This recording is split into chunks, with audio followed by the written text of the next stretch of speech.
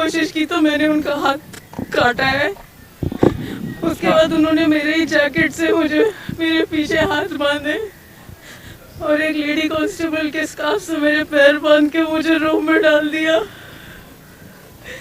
फिर थोड़ी देर में एक मेल ऑफिसर आके मेरा एंड अराउंड 6 o'clock जो स्टेशन के आईआईसी है वो आए और उन्होंने मेरा चुप रहोगे क्योंकि मैं बहुत ज्यादा चिल्ला रही थी के लिए बहुत ज्यादा चिल्ला रही थी हेल्प के लिए। नमस्कार। एक खबर है, खबर उड़ीसा से है। अच्छा। और उड़ीसा या डबल इंजन की सरकार है, वहां पे भी वही हैवानियत हुई जो कुछ दिन पहले मध्य प्रदेश में। यहां पे भी मामला एक आर्मी ऑफिसर का है।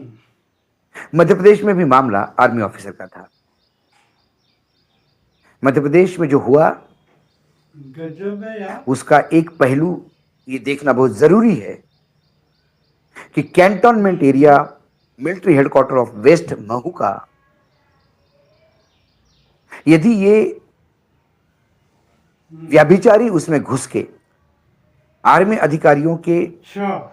साथ जो महिलाएं हैं उनके साथ व्यभिचार कर सकते हैं, उनको गन पॉइंट पे लेके फिरौती मांग सकते हैं, तो फिर समाज में कौन सुरक्षित है? लेकिन उससे भी ज्यादा क्या हमारा कैंट एरिया सुरक्षित है? क्या आतंकी ऐसे नहीं घुस सकते जैसे व्यभिचारी घुसे? इस पहलू पे आज तक किसी ने बात नहीं की। न्यूज लॉन्चर पहली बार इसको सामने रख रहा है। आर्मी इंक्वायरी कर रही है कि अधिकारी महिला मित्र के साथ गए क्यों थे। पुलिस इंक्वायरी कर रही है कि ये व्यभिचारियों ने व्यभिचार कैसा किया। लेकिन ये व्यभिचारी कैंटोनमेंट के उस सुरक्षित जगह में घुस कैसे पाए? सिक्योरिटी लैब्स कहां हुई? क्या ये सिक्योरिटी लैब्स आतंकी घटनाओं के लिए खुला इनविटेशन तो नहीं? लेकिन हम बात करते हैं एक्सरे के अंडर जिस खबर पे आई। पुलिस स्टेशन में बांधा मारा, थाना प्रभारी ने अपनी पतलून पैंट उतार के प्राइवेट पार्ट एक महिला को दिखाए। ये एक आर्मी ऑफिसर की मंगेतर थी और ये उड़ीसा में हुआ। बिल्कुल सही। एक आर्मी ऑफिसर की मंगेतर का छेड़छाड़ का मामला सामने आया है। ऑफिसर की मंगेतर पर भुवनेश्वर के Bharatpur police station, Bhubaneswar capital है उड़ीसा की, वहां का भरतपुर पुलिस स्टेशन का यह हादसा है। जब 15 सितंबर की बात है, रात को 1 बजे अपना रेस्टोरेंट बंद करके ये महिला मंगेतर अपने घर जा रही थी गाड़ी से। साथ में ऑफिसर भी था। कुछ युवकों ने इनकी गाड़ी रोकी, उनके साथ हाथापाई की। जब उनको लगा कि ये अपने कब्जे में नहीं आते तो वहां से भाग निकले, क्योंकि आर्मी ऑफिसर ने डट के उसका मुकाबला किया। कार में बैठने कर भाग गए। उसके बाद ये दोनों एफआईआर दर्ज करने के लिए भरतपुर पुलिस स्टेशन गए और फिर उनको भरतपुर पुलिस स्टेशन में पहला नज़ारा जो देखने को मिला, एक महिला कांस्टेबल नाइटी पहने रात को रिसेप्शन पे बैठी थी। अपनी आप बीती बताते हुए आर्मी ऑफिसर की मंगेतर ने कहा कि उसने उस महिला अधिकारी से शिकायत दर्ज करने की और युवकों को पकड़ने के लिए पेट्रोल यूनिट भेजने का अनुरोध किया। महिला अधिकारी ने तो उसका मदद की नहीं, लेकिन उसने उसके साथ दुर्व्यवहार किया। शायद उस मंगेतर का ये बोलना कि मैं एक वकील हूं और एफआईआर करना ये मेरा अधिकार है और आपको एक्शन लेनी चाहिए, इस वजह से पुलिस आपा खो बैठी और फिर वो उस पर भड़क गई। उसके बाद गश्त डालने वाली टीम भी वहां पहुंची। उन्होंने जो मंगेतर अधिकारी था उसको बोला कि आप एक रिपोर्ट जो लिखनी है लिख दीजिए। लेकिन जब वो रिपोर्ट लिख रहा था तब उस मंगेतर को पुलिस ने अपनी हिरासत में ले लिया, लॉकअप में डाल दिया। बहुत सही। फिर उस अधिकारी को भी दूसरे लॉकअप में डाल दिया और वो चिल्लाने लगा कि अरे मैं आर्मी ऑफिसर हूं, आप ऐसा लॉकअप में नहीं डाल सकते। लेकिन किसी ने नहीं सुना, उसके साथ मारपीट शुरू कर दी। और महिला के साथ क्या किया, लेकिन महिला ने जब कहा कि मेरे साथ आप क्यों दुर्व्यवहार कर रहे हैं, मैं तो पीड़ित हूं, मैं तो आपके लिए आपको पुलिस को मदद मांगने आई।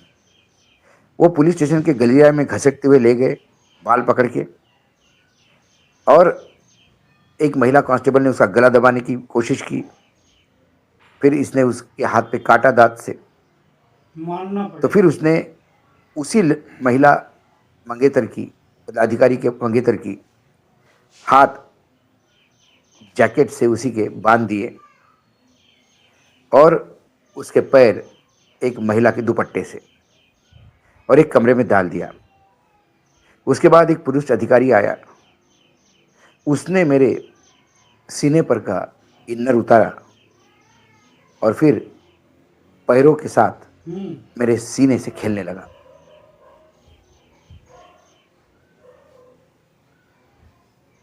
फिर जब ये मामला बाहर आ गया तो अतिरिक्त महानिदेशक है अपराध शाखा के, वो अभी जांच कर रहे हैं। जब गिरफ्तारी का वारंट मांगा तो मारी पड़ी, अधिकारी का कहना है। आर्मी ऑफिसर के लगाए हुए आरोप के कारण वो कह रहा था कि मैं दूसरे कमरे में चीखें सुन रहा था मेरी मंगेतर की, लेकिन मेरे को इन्होंने गन पॉइंट पे रखा था, मैं कुछ नहीं कर पाया। जब उसने ऐसी शिकायत लिखी तो उसको भी घसीट के ले गए, उसकी कपड़े उतार दिए, उसको नंगा किया, उसका बटुआ, सेना का पहचान पत्र, कार की चाबियां, सब सामान ले गए। और 3 बजे तक सुबह, मतलब 3 बजे के बाद भी वो मैं जेल में ही था, वो सेल में बंद था।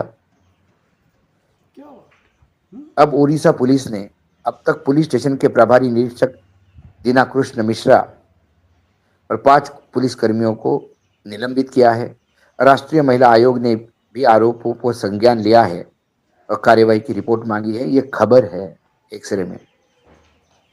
कोई आर्मी ऑफिसर, उसका पहचान पत्र भी साथ में है, इसके बावजूद भी यदि उसके महिला मंगेतर के साथ व्यभिचार होता है और एक पुलिस अधिकारी सुबह 6 बजे आके क्या मामला है करके उसके पास जाता है और अपनी चेन उतार के अपना प्राइवेट पार्ट उसको दिखाता है, इससे ज्यादा घिनौना काम हो नहीं सकता। बिल्कुल। भुवनेश्वर में इतने सालों से, पिछले 20-25 सालों से नवीन पटनायक की सरकार थी, झगड़े हो गए होंगे, व्यभिचार भी हो गया होगा, लेकिन इस तरह से पुलिस स्टेशन की बर्बरता कभी सामने नहीं आई। डबल इंजन की सरकार है। ओडिशा के लोगों को भी समझ में आया होगा कि डबल इंजन की सरकार डबल ताकत के साथ काम करती है, और जब डबल ताकत लगती है तो फिर उसका क्या होता है। जिसको रक्षा करनी थी वही भक्षक बन गया। मणिपुर में जिसने कारगिल में अपनी जान की बाजी लगा के देश को विजय दिलवाने में मदद की, ऐसे एक आर्मी के अधिकारी की पत्नी को सरेआम निर्वस्त्र करके घुमाया गया, उसका वीडियो लीक हुआ। मध्य प्रदेश में कैंटोनमेंट एरिया में ही लोग, आर्मी के लोग भी सुरक्षित नहीं हैं, और सिविल एरिया में आर्मी ऑफिसर अपने ड्रेस के साथ भी सुरक्षित नहीं है, क्योंकि गुंडों का राज है। ओडिशा में सरकार अधिकारी चला रहे हैं, जैसे छत्तीसगढ़, मध्य प्रदेश, राजस्थान में स्टैम्प, हरियाणा में रबर स्टैम्प मुख्यमंत्री है, वैसे एक रबर स्टैम्प मुख्यमंत्री ओडिशा में भी है। सारी सरकार दिल्ली से चल रही है, सरकार टेंडर और ठेके देने में और माइनर से उगाई करने में शायद व्यस्त है, इसलिए कानून व्यवस्था अधिकारियों के भरोसे है। जब वो स्वयं ही राजा है तो फिर ये काम तो करेंगे। क्या किसी ने रात को 1 बजे किसी पुलिस में आके कंप्लेंट लिखने से पुलिस का काम बढ़ाया, इसलिए उसने ये काम किए। तो अब ये नासिर है उड़ीसा की जनता को कि आप पुलिस को दिन दिन में ही बात करें, रात बेरात उनको डिस्टर्ब किया। तो जब एक देश के सैन्य के ऑफिसर के साथ एक कार्रवाई होती है तो फिर बाकी लोगों का क्या औकात रही।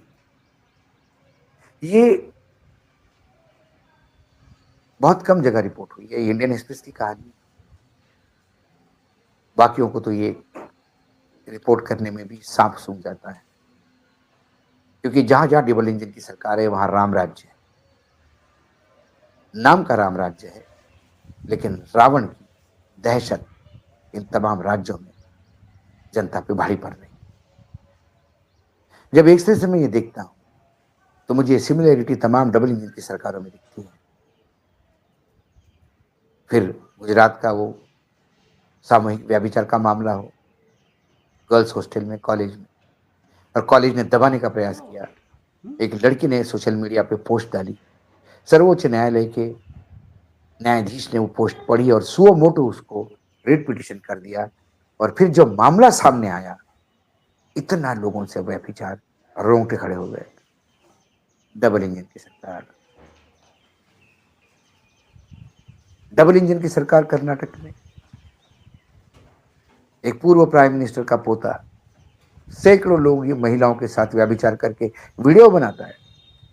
क्या डबल इंजन की सरकार।